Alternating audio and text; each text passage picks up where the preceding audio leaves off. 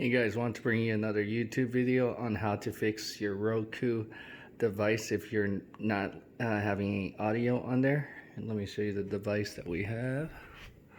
This has actually been giving us a couple times, I think on the software side, that it actually needs to reset. So if that ever happens, if you don't hear anything, we already fixed it, but let me show you. So you go to settings, scroll to the right, see where system is, scroll down where it says system restart. You'll hit the OK button on your remote and it will restart. It should take about 5 minutes or less to restart. Once it restarts, it's going to boot up. Should fix the software.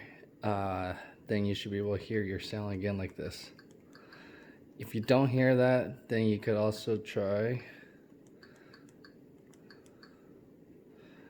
system update and see if there's maybe something that could be happening there. But usually one or the other should work, but system restart usually gets it working again.